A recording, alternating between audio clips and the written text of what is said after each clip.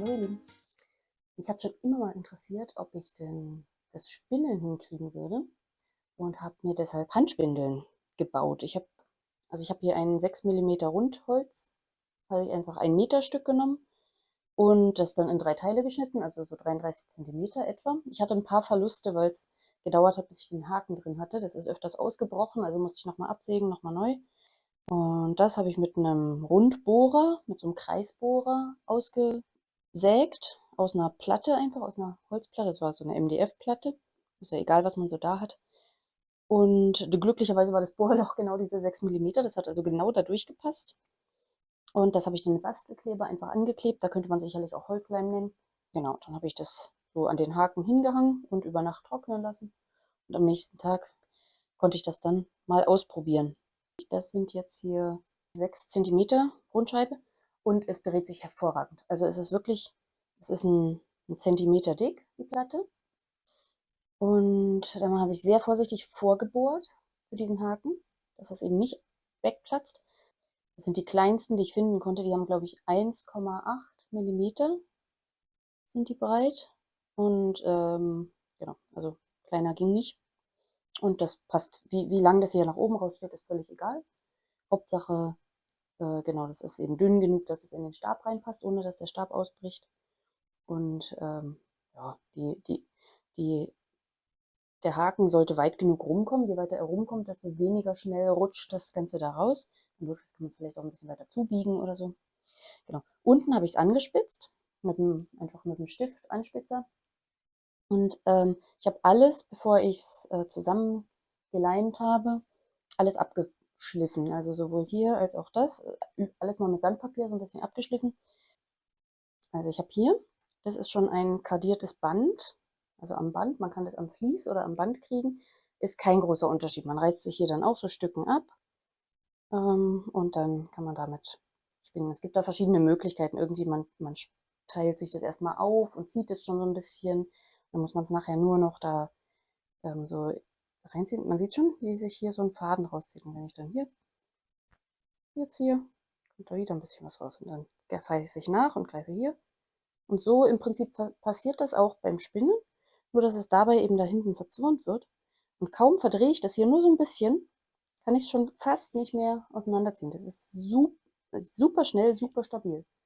Und vor allem auch je dünner es wird, also irgendwann ist Grenze, ne? Irgendwann reißt es. Aber eigentlich ist es stabiler, je dünner es wird. Irgendwann zwischendurch hat man manchmal so dicke Knubbel, sowas hier. Und das kann sich einfach nicht gut drehen und dann ist es auch nicht stabil. So, das habe ich schon mal festgestellt.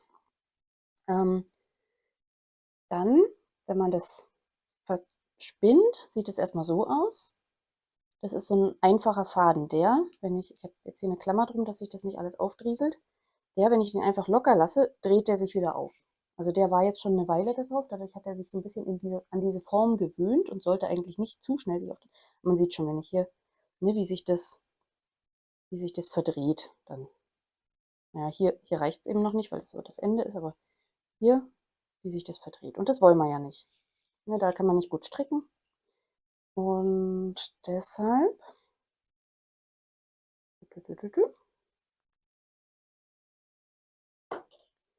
deshalb nimmt man dann, wenn man sowas hat und das Ganze nochmal hat, spannt man das Ganze in so eine Box ein.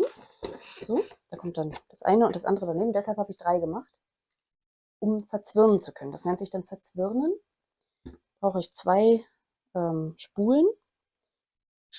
Deck die hier, ich habe einfach so eine Kiste genommen, habe ich Löcher durchgepiekst rein, dass es nicht so rausrutscht, habe ich hier drüben noch Klammern dran. Das bräuchte ich hier eigentlich auch, weil das rutscht schon ab und zu raus.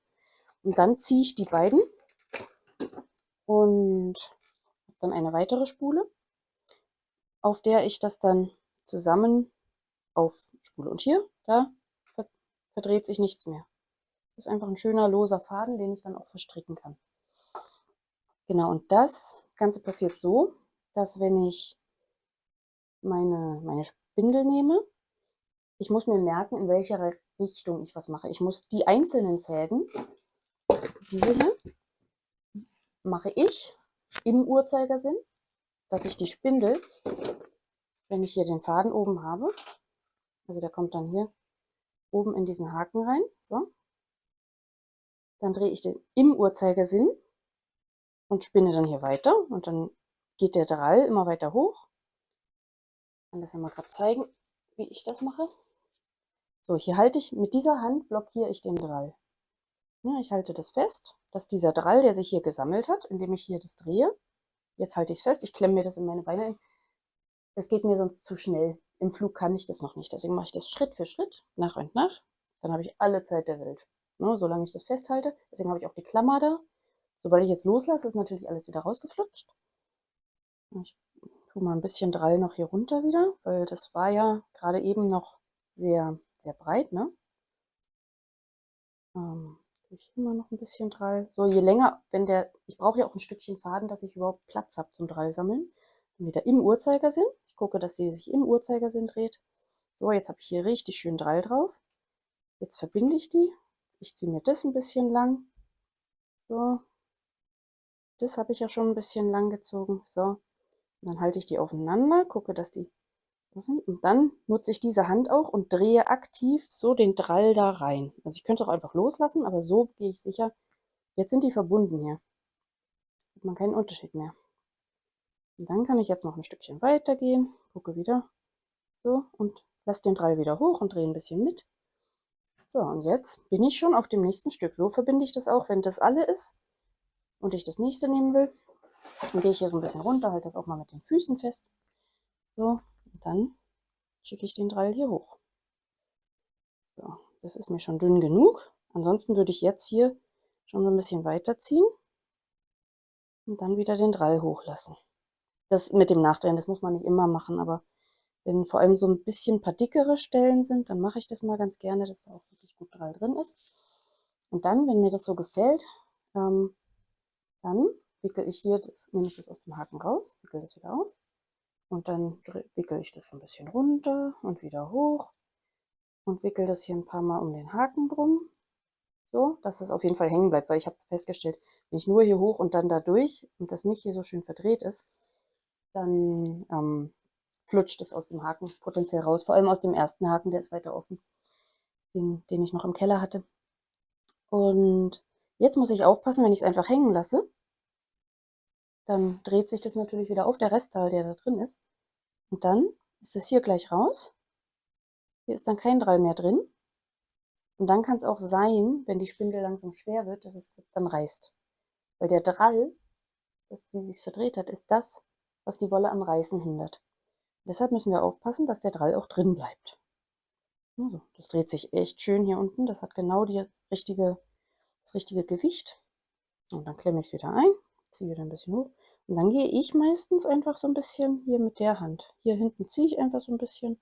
Aber das muss man dann für sich ein bisschen finden. Es gibt verschiedene Möglichkeiten zu spinnen. Es gibt da den langen Auszug, wo ich quasi nur hier und dann lasse ich den Drall so ein bisschen da in das Knäuel reinfahren, habe ich gelernt. Und guck mal, was das für ein schöner Faden ist, ey. Ne? Und so viel, also das, ihr seht da gerade meine gesamte bisherige Ausbeute. So, anyway, so, also das geht relativ schnell ganz gut, wenn man so eine gewisse Grund, naja, ich sag mal, ohne jetzt aufschneiden zu wollen, aber Grundbegabung für handwerkliche Sachen mitbringt. Ne? Also wer schon ganz viel bastelt, näht, sowas, der hat so ein gewisses Gefühl für Dinge. Ne? Also das hat ja viel mit Gefühl zu tun hier, dass man das in der richtigen Dicke auszieht, dass es auch nicht noch dünner wird dazu. Also der ist geil, der Faden, der ist richtig gut. Zwischendurch reicht es mir auch mal, klar. Und dann muss man wieder ein bisschen aufmachen und ein bisschen stückeln. Was ich noch nicht rausgefunden habe, ist zwischendurch, vor allem wenn es viel reißt, dann hat man viele so Stränge, die schon so ein bisschen halb vorgedrillt sind und viel Knödel und hier so einen kleinen Kram. Ob man den da wieder reinkriegt, ob man mit dem noch was machen kann. Ja, meistens klatsche ich das dann einfach hier mit rein, hier so mit drauf, so. Aber das ergibt dann nachher so ein paar Knötchen. Ist irgendwie nicht so schön. Also nicht so schön wie dieses Originalzeug. Deswegen bin ich noch nicht ganz schlüssig, ob man das irgendwie wieder auskämmen kann. Also wenn ich Kardierkämme hätte, könnte ich das sicherlich selber wieder auskämmen. Einfach alle Reste sammeln und dann nachher alle nochmal kardieren. Genau, also wenn man das dann so verzwirnt hat, so wie hier, dann habe ich das gestern, also dieses hier, habe ich gestern einmal gemacht. Und das kann man dann am nächsten Tag, oder also das sieht so aus, als könnte man es gleich machen, kann man das ähm, auf so einen Ball einfach rollen. Also ich habe dann einfach angefangen, ich habe meinen Daumen hier drin gelassen. Ich will es nicht zu eng haben, sonst hat der Faden keine, sonst ist er zu straff gespannt. Und wenn er zu straff gespannt ist, habe ich die Erfahrung, dass der sich dann nicht mehr schön strickt. Und so habe ich dann den Daumen da drin und dann wickel ich quasi immer so um den Daumen rum, immer so wie so ein Garnknäuel. Immer so ein bisschen weiter drehen und immer so, hier so rum. Genau, das ist mein allererstes verzwirntes Garn. Das ist sehr dick geworden, einfach weil ich da noch nicht so gleichmäßig war. Hupsi, was war das denn? Ähm, genau, ich habe noch keine Idee, was ich daraus stricke, was ich daraus mache. Vielleicht habt ihr ja eine Idee. Wenn ihr eine Idee habt, lasst es mich gerne wissen. Da muss man hier hinten aufpassen, dass diese losen Fadenenden sich nicht öffnen und nicht verabschieden. Eigentlich wollte ich das Ganze ja auf einem Spinnrad machen. Das war eigentlich so meine Motivation dahinter. Nur ich dachte, mit dem Handding hat man so viel Zeit. Man kann alles, man kann sich für jeden Schritt so viel Zeit nehmen, wie man braucht. Dadurch war das, glaube ich, gar nicht verkehrt, dass ich es daran erstmal geübt habe. Die Empfehlung hatte ich auch gehört, man soll erstmal mit der Handspindel anfangen, bevor man mit dem Spinnrad anfängt. Eine YouTuberin meinte so, das ist Quatsch, sie hat es direkt auf dem Spinnrad gelernt und ging auch. Es war tatsächlich meine ersten Versuche auf dem Spinnrad, nachdem ich sag mal, eine so eine Spindel. Zu dem Zeitpunkt hatte ich eine so eine Spindel voll, also halbwegs voll, und habe dann die zweite angefangen. Zu dem Zeitpunkt habe ich dann von einem Nachbarn dieses Spinnrad ausgeliehen bekommen, weil ich wollte es ja nur mal probieren. Ich will ja kein Ding kaufen und vor allem finde ich die auch ziemlich teuer. Sicherlich, das ist Handwerkskunst und die Preise sind gerechtfertigt, aber dafür, dass ich es ja nur mal probieren wollte, wollte ich mir jetzt nicht so ein Ding kaufen. Und dann habe ich in der Nachbarschaft gefragt, wer sowas auszuleihen hätte. Und da hatte tatsächlich jemand dieses schmucke Stück zum Ausleihen. Dann habe ich es probiert. Die ersten Versuche waren so holprig. Mir ist ständig entweder der Faden gerissen oder der Faden ging nicht rein, weil, also wenn zu viel Drall drin ist, dann reißt auch irgendwann der Faden und dann ist der Einzug zu langsam. Wenn es zu wenig Drall hat, dann reißt der Faden ständig, weil er nicht verdrillt genug ist. Und also es war eine Katastrophe, bis ich irgendwann, also hat viel mit Rumprobieren zu tun, was das hier ist eine Bremse, das ist ein, wenn ich es richtig in Erinnerung habe, ein einfedriges Spinnrad. Das heißt, es hat nur diesen einen Antriebsriemen hinten, der läuft über, das hier ist die Spule oder Spindel, ich weiß es nicht genau, eins von beiden ist richtig, die auch hier drauf gehört. Es gibt leider nur eine dabei. Ich hätte lieber auch eben 3 gehabt, aus besagtem Grund, weil dann könnte ich jetzt weiterspinnen und dann könnte ich damit auch verzwirnen. Das geht nicht, das muss ich jetzt mit meiner Handspindel machen, weil ich einfach den Faden ja nirgendwo anders hinkriege. Wenn ich den jetzt auf eine andere Spule aufwickel, dann ändert sich ja die Drallrichtung. Also der Drall ist noch der gleiche, aber ähm, ich wickel das ja dann von innen nach außen und dadurch wird die Drallrichtung andersrum. Und wenn ich dann den, der so rum ist, also ich müsste dann wahrscheinlich ich weiß nicht, was dann passiert. Jedenfalls, genau, muss ich also bei meinem Spinnrad hier auch aufpassen, dass ich auch das so rumdrehe, dass sich die Spule im Uhrzeigersinn dreht. Ne? Dass es eben die gleiche Drallrichtung hat wie auch die zweite Spule, sodass ich das dann verzwirnen kann. Das hängt bloß hier so mit einer Klammer. Genau, und so stecken dann meine zwei Spindeln dann da unten drin. Ist ja völlig egal, ob dass das jetzt eine Maschinenspindel ist, also eine Spinnradspindel. Das hätte genauso gut auch wieder eine Handspindel sein können. Da hatte ich gestern ja die andere Handspindel noch drin. Und dann kommen die zwei Fäden ähm, hier hoch und dann drehe ich das jetzt gegen den Uhrzeigersinn. Ne? So ist mit dem Uhrzeigersinn. Und dann drehe ich das gegen den Uhrzeigersinn, sammle hier oben so ein bisschen Drall, so bis er aufhört zu drehen. Dann vielleicht noch mal ein bisschen nach, klemme ich es wieder zwischen die Beine. Und dann gucke ich, dass ich hier die Fäden, immer beide Fäden, dass da nicht nur noch so Knüttel dazwischen sind, sowas wie hier. Ne, das muss ich dann ausbessern. So, nehme ich das und lasse den Drall da hoch. Ich lasse hier los. Und dann geht der Drall da hoch. Hier gucke ich wieder, dass ich hier die zwei Dinger gerade habe und wieder den Drall hochlassen. Solange bis ich das Gefühl habe, verteilt sich nicht mehr so richtig und dann lasse ich so ein bisschen locker und gucke, ob er schön durchhängt. Na, das vertüdelt sich noch. Also lasse ich noch ein bisschen Drall hoch. So, und mal gucken. Jetzt hängt er recht gut durch. Das reicht mir so. Dann halte ich den hier wieder fest.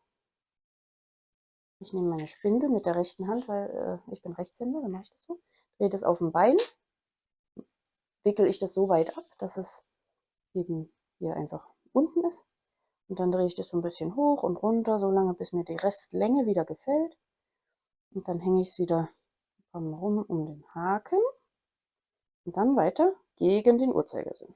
Weil ich bin beim Zwirnen, beim Spinnen im Uhrzeigersinn und beim Zwirnen mit dem gegen den. So, und dann mache ich sie zwischen die Füße, halte wieder hier meine 2 Fäden und 3 hoch. 2 Fäden und 3 hoch. Und hängt gut. Also wieder ab und wieder hoch. So, und das ist tatsächlich recht meditativ. Mir ging es jetzt die Tage nicht so gut, weil Handwerker und so. Ja, anderes Thema. Und da hat mich dieses Spinnen tatsächlich beruhigt. Zu was anderem konnte ich mich nie aufraffen. So. Ja, das tut einfach gut. Hier sind mir die Einzelfäden so dick gewesen, da ist kaum Drall drin. Das ist eine blöde Stelle. Die hier ist super. Das ist schön dünn hier. Die hier ist mächtig dick. Da ist kaum Drall drin. Das sind sehr viele einzelne Fäden. Also diese Fasern, die hier abstehen. Sehr viele Wollflusen, die hier rumfliegen. Ist nicht so schön, da kann ich zum jetzigen Zeitpunkt aber nicht mehr viel dran ändern. Und glücklicherweise bisher ist mir beim Zwirnen noch kein Faden gerissen. Bin gespannt, was dann passiert. Ich weiß noch nicht, wie ich damit umgehe. Wenn da was reißt, weil manchmal sind ja meine Einzelfäden auch sehr, sehr dünn gewesen. Was ich nicht weiß, wie man das dann wieder verbindet oder ob man dann quasi das Knäuel beendet und dann neu anfängt. Hier ist gerade so ein Knüttel, da muss ich gucken, dass ich das so auseinander kriege. So. Genau, so. Ich mache hier gleich erstmal Schluss. Und dann zeige ich euch noch, also genau, Schluss wollte ich machen. Das heißt, ich wickel das so weit, wie wo hier mein Finger steckt. Ach so, Quatsch, ich kann es ja aufs Spinnrad hängen wieder. So, dann brauche ich wieder meine Klammer. Hier ist ja jetzt auch echt kein Drall, deswegen kann das einfach hängen. Ansonsten, wenn ich die Einzelfäden hier habe, dann klammere ich auf jeden Fall die Stelle an, wo ich meinen Finger halte. Hier klammere ich auch die Stelle an, aber der Rest kann ruhig frei hängen, weil da ist ja kein Drall mehr drin. Ne? Der ist ja verzwirnt, der Drall sozusagen. Ich weiß nicht, ob die Begrifflichkeiten so stimmen, aber so habe ich das gehört bisher, meine ich. Gut. Und dann kann ich euch nochmal zeigen, hier, das ist der Faden, den ich an der Maschine gesponnen habe. Also am Spinnrad. Auch echt ganz schön geworden. Also noch nicht so super gleichmäßig. Zu einem Zeitpunkt ist mir mal der Faden gerissen. Immer wenn der zu dünn wird, dann kann der reißen. Und dann ist der da einfach irgendwo drin verschwunden und ich habe den nicht wiedergefunden und gedacht, Mist, ich muss das gesamte Biest einfach aufschneiden, weil ich wusste nicht, wo der Anfang ist. Aber finde ich schon ganz schön. Und das Neueste ist eben danach, weil gestern war ja dann diese Spindel, würde ich sagen, ist voll. Ich würde die als voll bezeichnen. Upsi. So, Klammern wieder drauf. Und danach habe ich dann eben gestern mit dieser hier angefangen. Und die finde ich auch echt schön gleichmäßig. Also damit bin ich schon echt zufrieden, was man in so kurzer Zeit hinkriegt. Da sind schon mal so dicke Stellen noch dazwischen, aber an sich ist schon echt in Ordnung. Also mein Fazit ist, man kann auch sehr schnell sehr schöne Ergebnisse erzielen. Das hier war tatsächlich meine allererste. Dieses hier ist meine allererste Spindel, die ich gemacht habe. Danach die zweite habe ich eben hier schon verzwirnt. Das war die blaue dort. Dann die dritte war dann diese hier auf dem Spinnrad. Und die vierte ist jetzt gerade diese dort. Weil ich muss ja das Ding erstmal leer kriegen. Dafür brauche ich ja genauso viel Faden auf den Handspindeln, um das zu verzwirnen. Und dann habe ich erst die wieder frei, um wieder am Spinnrad spinnen zu können. Das ist schon ein ganz schöner Akt hier mit dem ständigen Hin und Her und immer brauchst du eine Spindel frei.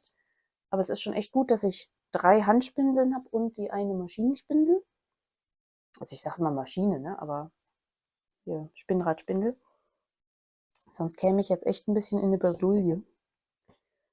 Und genau, dann bin ich gespannt, wann ich das Ding leer habe.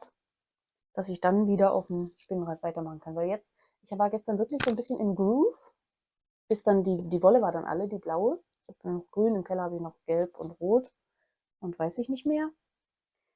Und das ging dann echt schon ganz nett von der Hand irgendwann. Wenn man anfängt drüber nachzudenken, ist wieder vorbei. Weil wenn man dann so im Flow ist, geht das ganz gut. Und dann war ein bisschen schade, dass ich keine weiteren Spulen hatte. Genau. Also sagt mir gerne, ich habe noch keine Idee, was ich da verstricke. Topflappen. Also ich meine, das ist ja rohe Wolle. Das heißt, ich kann es nicht einfach in die Waschmaschine werfen, sonst verfilzt es.